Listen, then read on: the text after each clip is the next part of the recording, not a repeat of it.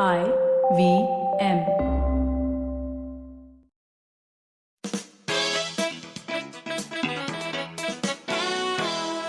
Hello and welcome to Audio Gyan. We are talking with Dr. Vidyadhar Oke on music and especially on 22Shrutis. This is the second and the concluding part of Understanding Shrutis with Vidyadhar Oke. In the first part, we discussed what is a Shruti, what do we use Shruti or Nada in music, how can one practically differentiate between Shrutis and Nadas, how a raga is formed, and much more. Moving on, actually, to the earlier question which we were referring to, that you said harmonium was banned in India after. So yeah, can you just briefly introduce or give us some idea about how harmonium came into India, or how did it emerge into Indian classical music? See, harmonium was patented by a Frenchman, Alexandre the Bain, on 9th August 1940. Okay. And obviously, at that time, what was in vogue was a 12-tone European equitempered scale. So he fixed that scale. 12-tone means it consists of 12 swaras, not 22 swaras like us. And those 12 are completely different from our 22. Not a single swara from that 12 appears in our 22. Are you saying no, like, just to like dumb it down slightly, are you saying not in terms of the exact frequencies? Frequency, correct. Not in terms of because maybe because it is only the exact frequency which will bring precision. Correct. And it is only the exact frequency which will bring a perfect harmony with shadja from tambura. Correct. That is why that frequency is very important. So in this harmonium, since it was a European harmonium, not a single tone or not a single note belongs to the Indian note. That is different. But this harmonium at that time became very popular in Europe, and it was brought to India by the ruling Britishers around 1860s. It was a leg-operated harmonium that time, and slowly this harmonium was introduced to the Indian artisans for repairs because it was too cumbersome to take it back to Europe for repairs. So the Indian artisans started, opening it, seeing what is inside, what is connected, and they started playing it. That is how Indians were actually introduced to this harmonium. Otherwise, harmonium was, plain European instrument. Correct. The European madam would play, and the sahib is standing behind. There are photographs like that. That he is appreciating how the madam is playing the harmonium, etc. Probably Indians should have learned at that time that whatever wife is doing can be appreciated also. Okay, so when it came to India and when Indians started repairing, playing it, etc., it became an attractive alternative for accompaniment in India, replacing the old sarangi. Sarangi is too old now. This is something modern, high image, fashionable, European instrument. And all this happened in the early part of the last century. Also, slowly, the leg-operated instrument was turned into a hand-operated one in India, because in India, mostly we sit and sing, we don't stand. Correct. So they changed the position of the bellows. And soon, not only Indian classical music, but folk music, devotional music, drama music, film music, it spread everywhere, and harmonium still remains as the most popular musical instrument in India. So there is no difference between an organ and a harmonium. There is a difference in organ and harmonium. Organ has a different type of reed. Okay. The position of the reed with respect to the structure of the instrument is different. Okay. In harmonium, air is pushed through the reed. Whereas in organ, air is sucked in the reed. Oh, okay. So vis-a-vis the relation to the air box, the position of the reed is different. That is, one is a sound which comes by pushing air in harmonium, whereas in organ the sound comes by pulling air inside. And that is why there is a difference in quality of sound of organ and harmonium. But tuning is same. So organ is as bad as harmonium. And piano is the world's worst instrument. Piano is the most dissonant instrument in the world, because again it is tuned to 12-tone equitempered scale. And I am not saying this. Western pundits have said this, and not said, they have written this. Yehudi Menuhin, in his autobiography, The Unfinished Journey, has very clearly said that yes, it is true that the 12-tone equitempered scale has fed us for 30-40 years. But we cannot refute the fact that it corrupts Western ears. You go to Brian Gordon, you see what Bob Fink, all the pundits are saying, that it is a highly dissonant scale to the basic fundamental sa. So if you take a tambura and then play organ or harmonium or any of these instruments, then you will see that something is going wrong somewhere. What is that something going wrong somewhere? That the notes don't fit into 100 to 125 to 150. Simple. So how can a wrong instrument which was banned become so popular? I mean, can you explain what exactly is the problem with harmonium or piano? Absolutely, I'll explain. See, firstly, let me tell you, popular never means better. Yeah, I agree. Okay. Yeah. So just because of the fact that harmonium is most popular doesn't mean that it is the best. Correct. Because we must remember alcohol, lack of exercise, since I'm a doctor, junk food and cola drinks are also very popular. Yeah. But they are all damaging. Yeah. They're not best for you. Harmonium is popular only because it is convenient and very easy to play. Convenient to carry. It comes as a pre-tuned instrument. Correct. No problem. Just open it and start playing. Correct. And ease of playing. But it contains absolutely wrong notes with respect to Indian classical music. Unfortunately, people do not know these minute but precise differences in 12-tone European scale and 22-tone Indian scale. Now, I'll tell you what is the exact difference or exact problem. We just saw that shadja Gandhar, which comes out of a tanpura, have a ratio of 100 to 125. The Gandhar in European scale does not come at 125, but it comes at 126. So when you play 100 on one side and 126 on other side, human ear cannot comprehend. It's not natural. 100 to 126, there is no relation. But 100 to 125, there is a relation of 2 to 3. Simple. So the ear tells you, this is okay, but this is not okay. Similarly, shadja and pancham. In Indian classical music, if shadja is at 100, pancham must be at 150. In Western scale, it comes at 149.83. So 0.17% difference also human ear is able to detect and differentiate. Provided the ears are developed that way. Even if they are not developed, if they are demonstrated, you will be able to make out. But if it is not even demonstrated, then of course you will not know. You can't expect to have knowledge without anybody demonstrating, no? Can you do surgery without nobody tells you how to do surgery? You can do surgery. There has to be a theory and a practical and a training, and then only you will know the best. But not knowing the best does not become a reason for whatever you have is the best thing.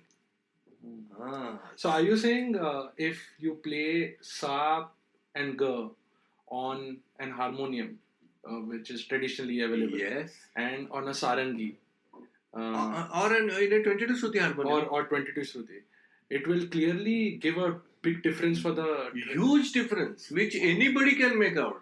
Let us play that difference. Yeah. Let us play sa ga pa on a 12-tone equitempered harmonium. Okay, so we are playing in Kalidon, or what is known as D sharp, correct? Or E flat.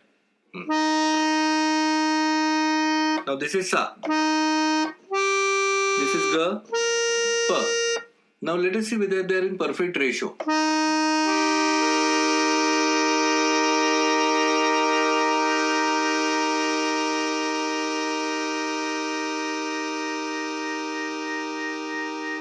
Now we will feel that this is okay because this is what we are hearing all the while everywhere in every conference. And we have heard this for last 200 years because this British invasion has happened 200 years ago and we are only hearing this.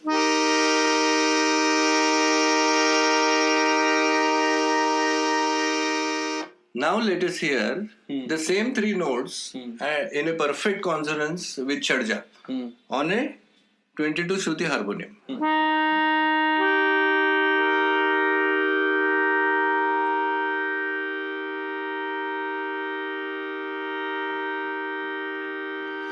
Here again, the European harmonium.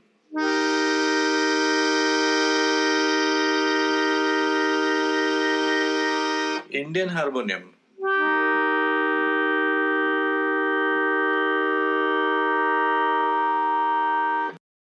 So you will see that 22 Shruti harmonium, actually if this is played, it almost sounds like a tanpura.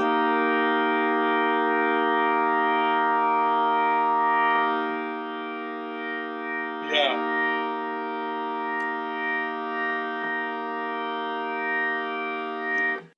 You will not be able to make out how many Shrutis are played because they are all consonant with each other. Whereas here, see what happens?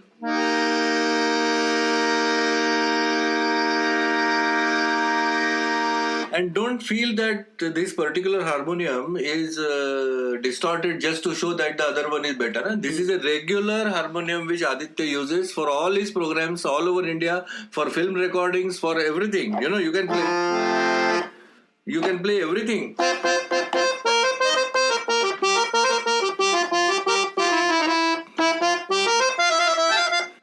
But one is 98%, 99%. This is 100% accurate. And ती accuracy तुला इथे कळू शकते. अरे बापरे, हे जे तुला ऐकवणारच नाही ना म्हणजे. This scary.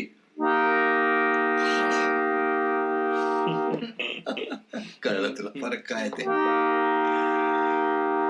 आता षडज दैवत बघ.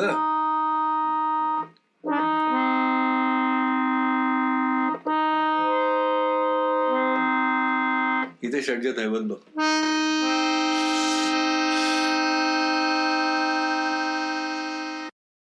Like I've understood so far, there's like more emphasis on the melody than the harmony of things. So, like, can you explain the difference that why there's, or is there no harmony, or like what is the difference there? See, people have commented, and our Indian pundits, great pundits, have commented that Indian classical music is melodic, not harmonic. Now, nobody understood the meaning of melody. What is a melody and what is a harmony? You see? Yeah. Now, saga pa, which come out of a tambura, is the perfect example of harmony in the world. There is no more better harmonic instrument than tambura in the whole world. Well-tuned tanpura. Okay. Now, it all comes to you with harmony. Nothing else. So that is, harmony is the basis of our melody. So there is a background of harmony, which creates a background of 22 perceptible places in your brain. And now you play or you sing them and they are perfectly rhyming with the background of sababa. And that is an example of harmony. When you are singing a raga and background there is a tanpura, there is no harmony. You are playing two things together. You are singing or you are playing and tanpura is playing there. Correct. Now when it is not harmonic, we just saw what happens. When shadja and gandhar are not harmonic, we just saw what happens.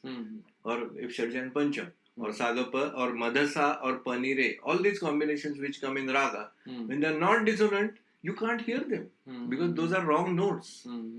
So in India or in Indian classical music, there is both are important.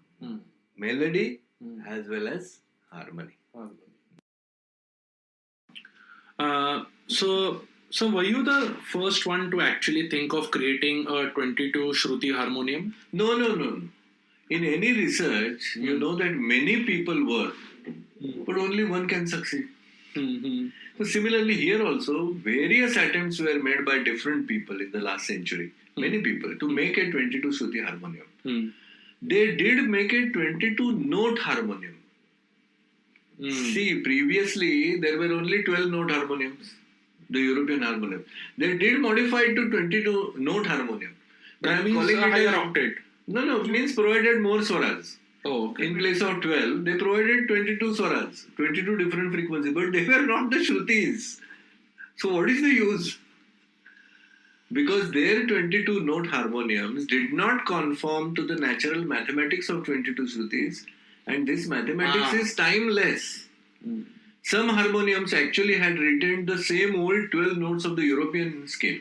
So 12 notes were the same old, and additional notes were slightly changed or increased or decreased.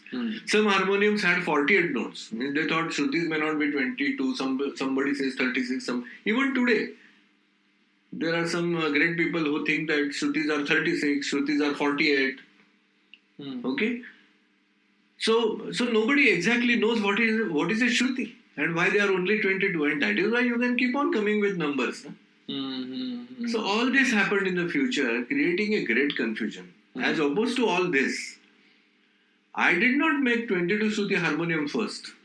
I first demonstrated the meaning of Nada, Shruti and Swara. And again, this is not my meaning. This has been demonstrated by earlier people. I just understood, I think, it correctly. Shrutir Namasi Chaturdandi Prakashika.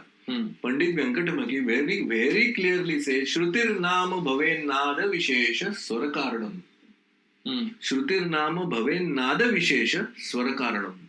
Shruti is a name given for special nadas which become swaras. Shrutir Nama Bhaven Nada Vishesha Swarakaranam. Nanu Nasti Swarashrutyor Bhedo Nadaika Rupayo. Nanu manje nai re baba. No, truly I'm telling you the truth. Means Nanu. Nanu Nasti. Really there is no difference. Nanu Nasti Swarashrutyor Bhedo. Swar and Shruti are actually the same, because from 22 Shrutis we select the Swara. Correct.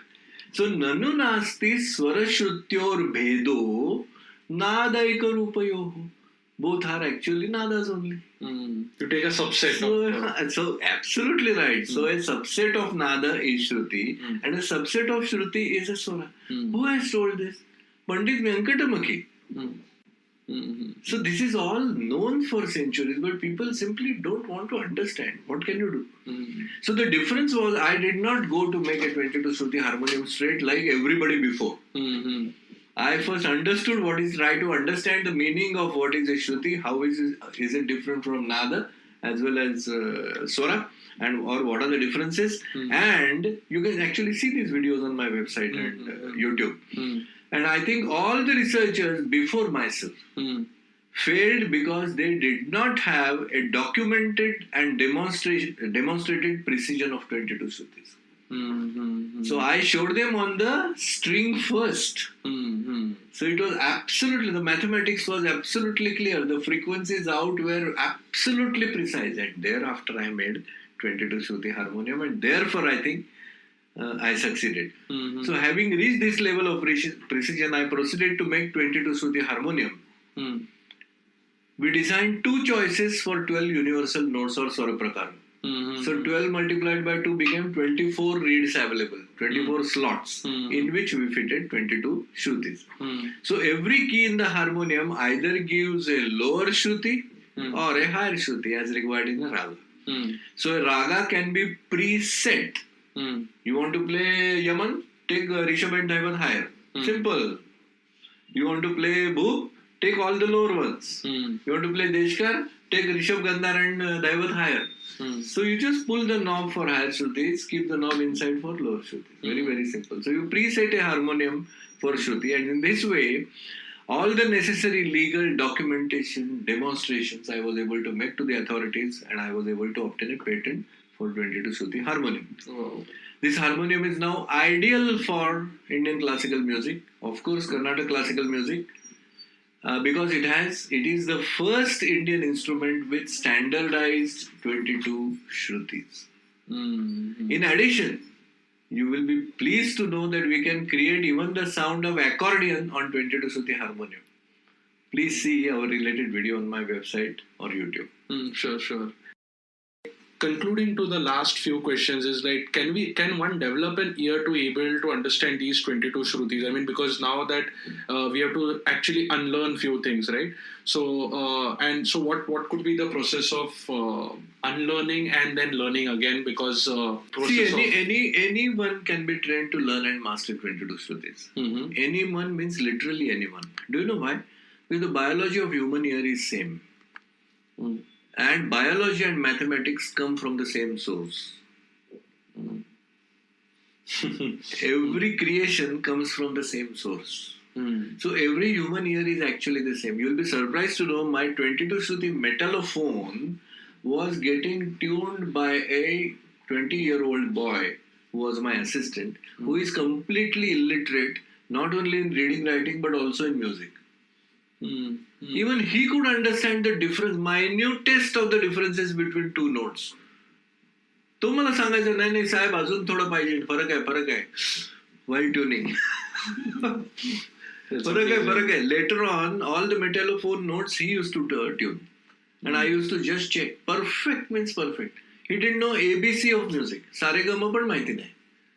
shadja म्हणजे काय माहिती नाही. So he didn't know anything in music.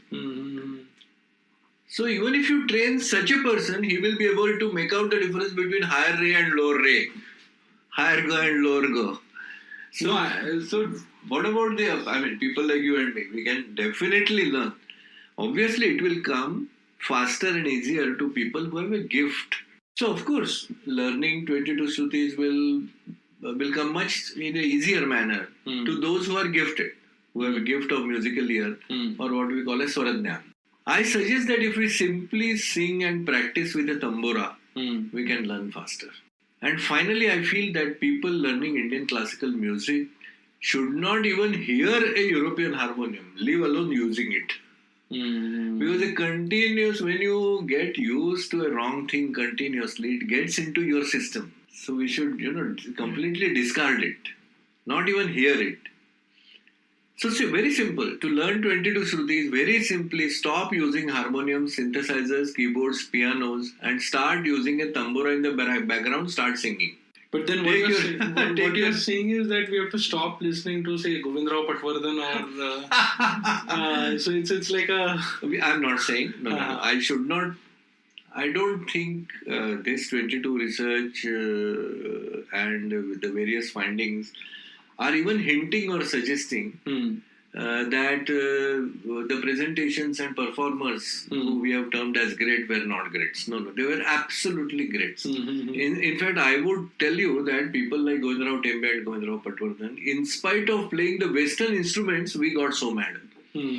But we didn't get mad and we did not like those they're playing because of the correctness of notes. We liked their manner of playing and their expertise of playing and their fluency of hand and their knowledge of raga and their expertise on the whole instrument. That was so much that the wrongness of notes was completely masked. Simply because we like Govindrao Tembe's playing does not make harmonium perfect. But that does not mean that whatever Govindrao played was useless. No. Whatever Lata Mangeshkar sang was not correct. Or because Hirabai Badodekar and Balagandharva, they sang on organ, that means their music was useless. No way. No way. They're not saying that at all. But because they sang with the help of an organ does not make organ correct. Very true. In fact, clearly. So it should be very clearly understood. See, we can't say that, even for Indian classical music, the organ or harmonium which people have used are terribly wrong. They are not terribly wrong. They are within Swarakshetra. Even those notes are within Swarakshetra. So they are not terribly wrong, but they are not perfect. My research tells you what is perfect. And it is up to us, as individuals, to decide how much we want to learn, isn't it? See, take any field, take physics, take mathematics, take medicine, take law, take any other subject. It is up to us how much perfection we want to aim. Yeah. So no, in fact, the conversation earlier where you're speaking to Manish also, that I just thought of a metaphor that yes, it's in somewhere in between. It's somewhat metaphorically saying that they are just average. Right? It's somewhere in between. You can say Western notes are in between. So that kind of it's not. You could say that way because it will come as more or less an average of these two, the lower and the higher. But I don't think the term average really takes it down to about 50%. I don't think it is that bad. We could say it is 90-95%, 98% accurate, but not 100%. What we have aimed is the ultimate 100%. Okay? So to learn 22 Shrutis, I have also, to facilitate this learning, I have made a free app for Android phones. You can download it from Google Play Store. It is called as 22 Shrutis in 500 ragas. And it gives frequencies in hertz of every note played over there. You can even compare the European notes versus Indian notes side by side. So you can actually play 22 Shrutis yourself on this app or on my website. Hear these 22 Shrutis in all the 12 scales, not only 12 scales, starting from any shadja on our app. So all this is available absolutely free of cost, and it's up to people to use it. Yeah, sure. So this is one of the questions which also one of my teachers had asked me. So that if, say, suppose there are two people singing, say Rajan and Sajan Mishra or Mallikarjun and his son, like probably. So both are having the exact shadja, but still we can identify that there are two people. So can you explain? Yes, absolutely. See, the quality of a musical sound is called as timbre. We can identify different human voices due to different timbres. Okay. For example, let me say sa. Sa. Why don't you repeat? Sa. Sa. Together. Sa. Now you sing. Sa. Sa. We are singing the same sa. Yeah. But anybody can identify that there are two people, two different people. Correct. This happens because the harmonics or additional sounds which are generated by my voice, my swara yantra, my sound box are completely different from yours. See, whenever we say sa, do you know that we are not producing one but several sounds? No. That's why. See, this is known as the harmonic profile comes. Various notes are coming out of mine. When I say sa, and you record this and you analyze with a computer, you can actually see that there is a basic sa which I am singing, and there are also additional notes, different notes, which is the harmonic profile which comes. But we are unable to hear that. We are unable to hear that because if you were able to hear everything, then it would be a jumble. Correct. And you would not enjoy music. That is why God has given your ear an instruction that out of the produced different sounds, only hear the one with the lowest frequency. So when you say sa, additional sounds have a higher frequency. They are not heard, but then what do? They give an envelope to the original sound. So it is like your dress. Correct. Yeah. It is like your dress. And this dress is common whenever I sing the same harmonic. It comes as a harmonic signature. You can recognize my voice on telephone also. Why? Because the harmonic signature is the same. Wow. Interesting. So the basic, fundamental, lowermost frequency is the same. Sa. Even if you sing pa, my harmonic profile, you sing pa. Pa. Yeah, obviously I can't. Really, you're singing well. Pa. Perfect. Now your harmonic profile is different, my harmonic profile is different. So your timbre is different, my timbre is different. And where a sound is very, very nice to hear is when suppose if the basic frequency is taken as 100, everything else is in the multiples of 100, 100, 200, 300, 400. If the original sound box is made by nature in such a manner that you get absolute repetitions of 100, 200, 300, 400, like that, then the sound becomes extremely nice to hear. But suppose my voice is producing 132, not 200. Also additionally. Not 200 but 205. Because of the swarantra. Then it does not become harmonic. So this is also sa. Sa. And this is also sa. Sa.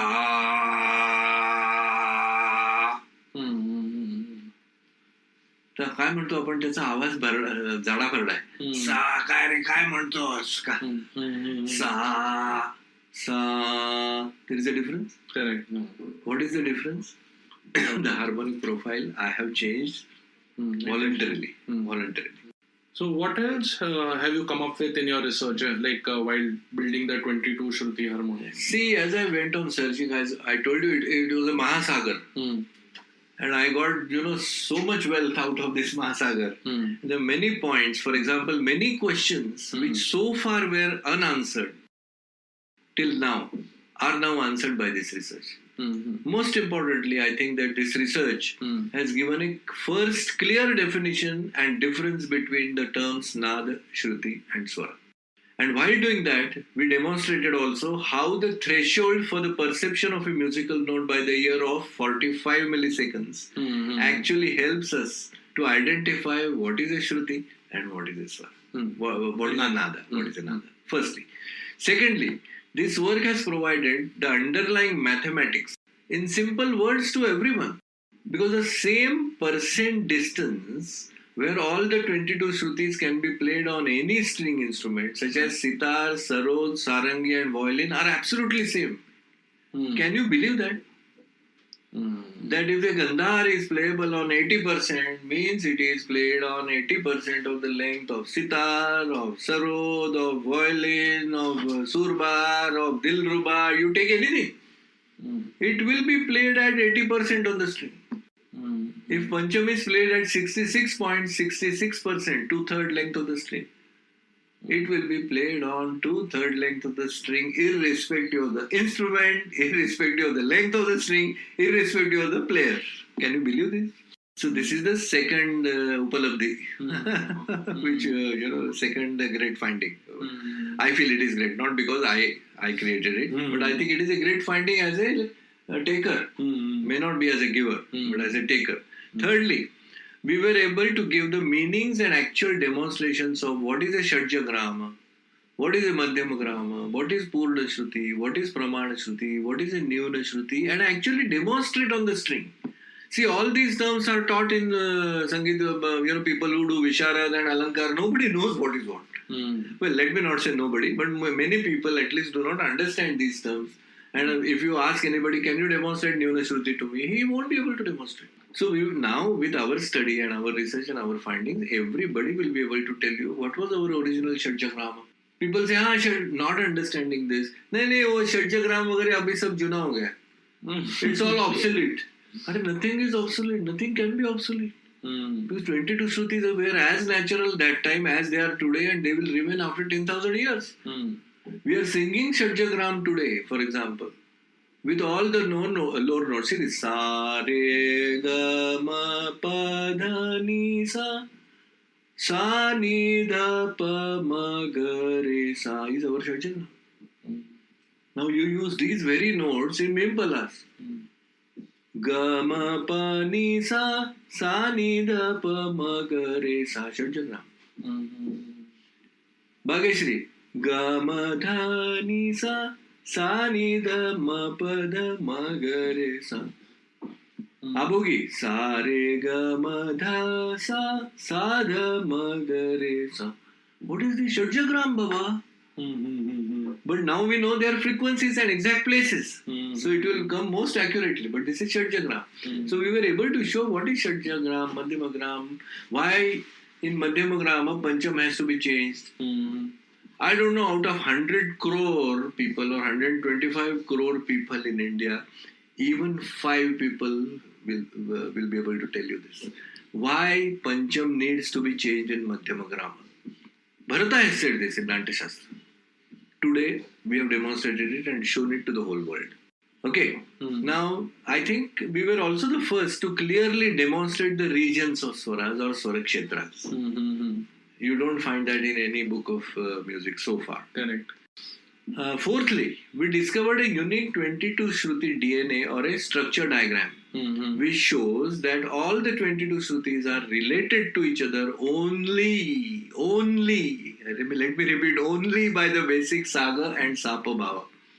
So this diagram provides a very simple template for all existing ragas And if you want to make new ragas, you can make hundreds and thousands of new ragas out of that template without losing the saga and sapabhava. Fifthly, we found that 22 Shrutis are actually a subset of 7 Shuddha Swaras, meaning they basically come from them. Unfortunately, nobody knows the perfect positions of Shuddha Swaras today, not many. But today, Or they may be knowing, but not mathematically. not mathematics, no, you take a European harmonium and sing Shuddha Swaras.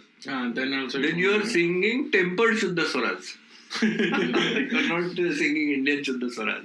Okay. Finally, we were able to show that the same 22 Shrutis operate both in Indian classical music and Carnatic classical music. Mm-hmm.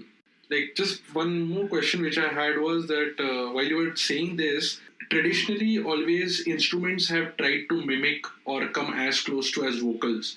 So with this precision, can the instruments itself reach very close to the vocals? That can never happen because both are different sources. No?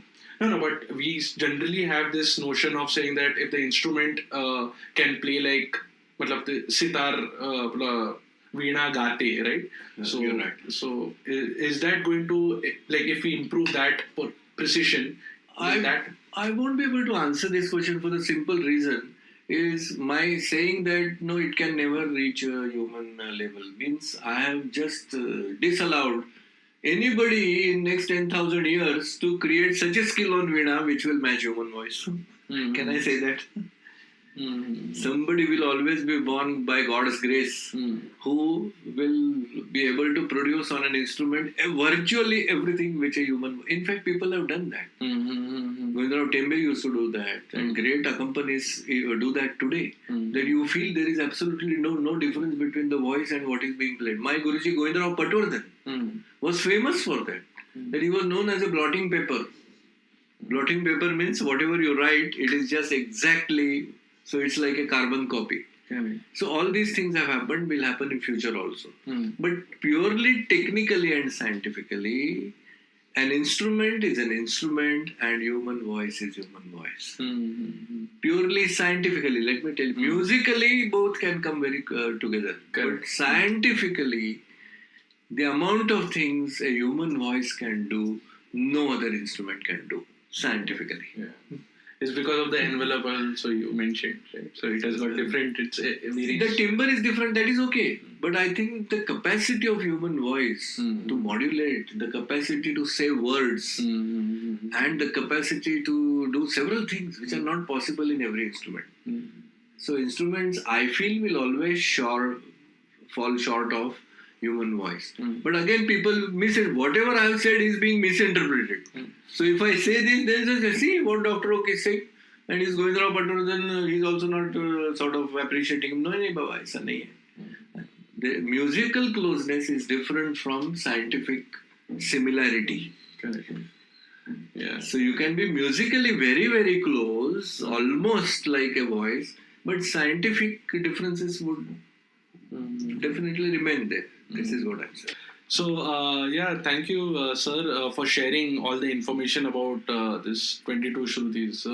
Any message you would like to leave to our listeners? See, finally, I just want to say that 22 Shrutis are the backbone of Indian classical music. They are completely different from 12 notes of harmonium or keyboards or piano. We today know their precise places where they can be played on any string instrument by anybody. We know their exact frequencies in any scale. We know how and why to use them in ragas. We know how to use them along with innumerable connecting nadas. So we are not saying use only Shrutis. You have to use them with innumerable connecting nadas.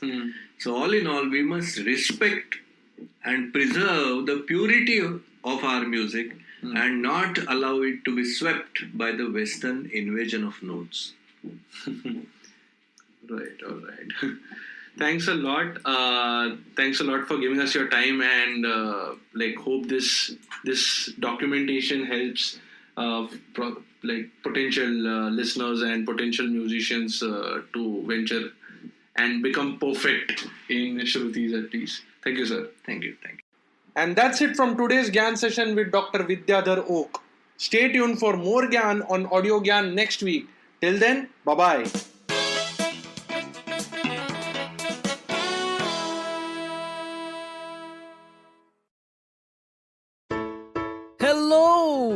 It's been a great week on the IVM Podcast Network. On This Round is on Me, Gauri is joined by Shweta Nanda. They talk about the financial independence and how it is to be a woman entrepreneur. On Anish Thing, Anish welcomes ultra-marathon runner Shivani Gharat. Shivani shares her journey of how she ran her first marathon, the mindset of a runner, and what it actually takes to run a full marathon. On Cock and Bull, Cyrus, Naveen, Akash and Shreyas talk about the Korean band BTS serving in the military and its repercussions. On Think Fast, Varun and Suchita discuss Wing Greens and their latest acquisitions and about the Indian sexual wellness market. And on Shunya One, Sheila Datya is joined by Dinika Bhatia, CEO and founder of Nutty Gritties.